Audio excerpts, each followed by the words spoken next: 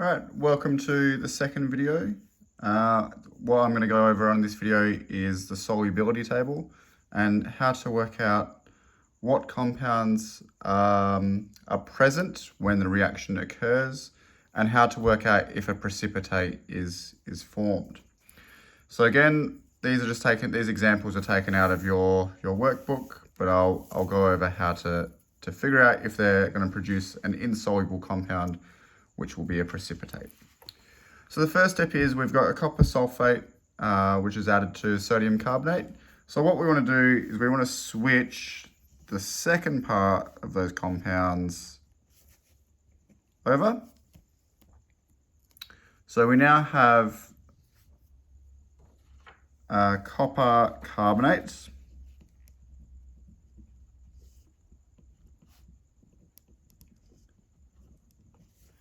And then we have sodium sulfate.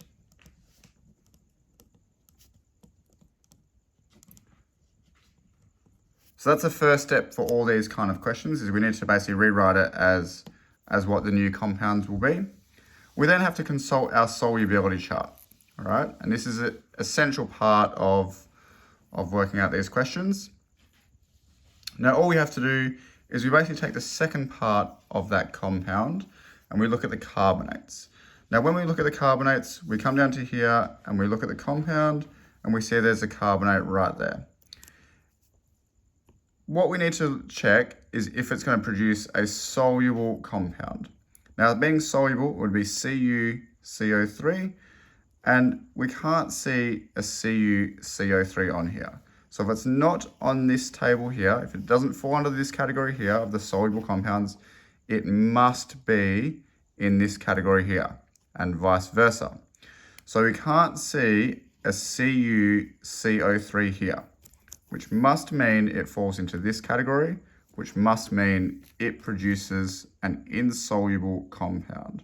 So I'll write CuCO3 and then PPT for forming a precipitate. I then look at the sodium sulfate. Now, it's pretty unlikely that the second compound will form a precipitate, but we'll check just in case. So I look at the sulfates. I come down here, I see the sulfates. I look at the soluble compounds, and right now, sodium falls in this category. So it's all compounds. So all compounds, so it's currently in that all compound category. I look there, it says accept.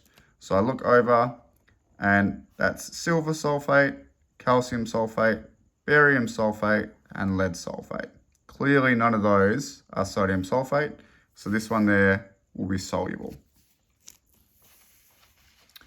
Looking at the next example, it is lead nitrate and potassium iodide.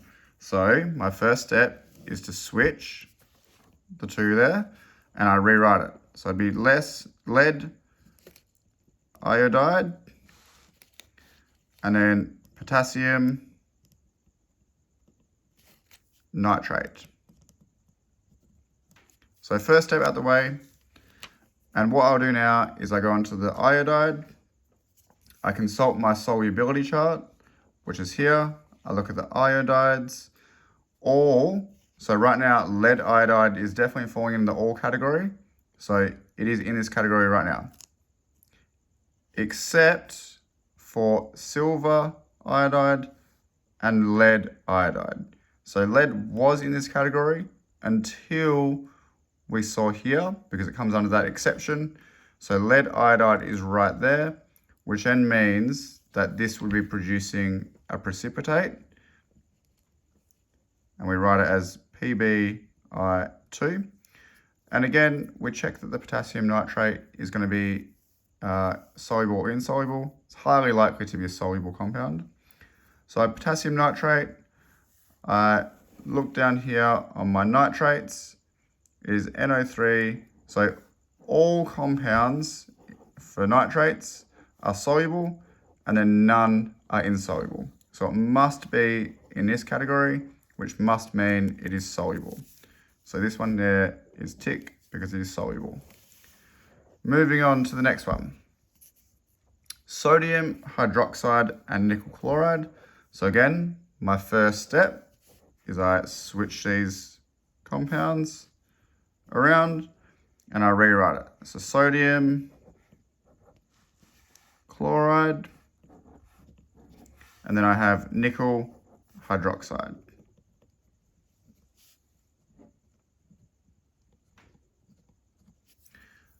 Again, step 2 would be looking at the chlorides. So I consult my solubility chart. I look at the chlorides. It is all. So right now, sodium chloride is under that all category, but it says except. So I have to do a double check. So right now it's in this category of soluble. I look over, it's lead chloride and, silver chloride and lead chloride. So it is clearly not those because it's NaCl. So if it's not in this category, it must be in this one. So right now, sodium chloride is a big tick because it's not going to be forming a precipitate. I look at nickel hydroxide. So again, I'm looking at this second compound here. I consult my solubility chart. Now hydroxide is down the bottom here with the OH. I want to have a look at nickel hydroxide. Try and get that there so you can see them both. So look at nickel hydroxide. So right now, that's going to be NiOH. So the only soluble compounds for hydroxides are sodium hydroxide, potassium hydroxide, and barium hydroxide. Nickel, so NiOH, is not in those three. So if it's not in this one, it must come under the category of all others, which means that this will be forming the precipitate. So PPT for precipitate. On the last example here, I've got copper sulfate and sodium phosphate. So again, the very first step is I get these two, I draw an arrow, I swap them over. So it'll be copper phosphate, and then I have sodium, so phosphate's over here, so it'll be sodium, and then this is switched, so it'll be sodium sulfate. Step 2, I consult my solubility chart. So if I put my solubility chart here, so we can see. So I look at copper phosphate. Again, I'm only interested at this stage on the second part of that there. So I come down here, I see the phosphates. I want to have a CuPO4. There is no CuPO4 here. I've got sodium phosphate, potassium phosphate, and then I've got ammonium phosphate here. So sodium phosphate does not fall under this category. If it's not in this category, it must be in this one. And I can see all other compounds except for these ones. So all other compounds that are in existence are under the insoluble compounds and will form a precipitate.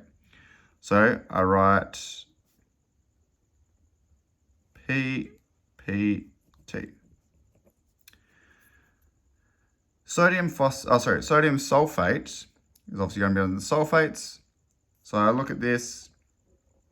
All compounds are in this one, are in the soluble compounds, which is obviously sodium. So right now it's in this category. I double check and I look, silver sulfate, calcium sulfate, barium sulfate, lead sulfate. Sodium, so NaSO4 is not in here. So if it's not in this category, it must be in here, which means it's soluble and it won't be forming a precipitate. Now, it's YouTube, so hit the like and subscribe button and drop your comments below. Cheers.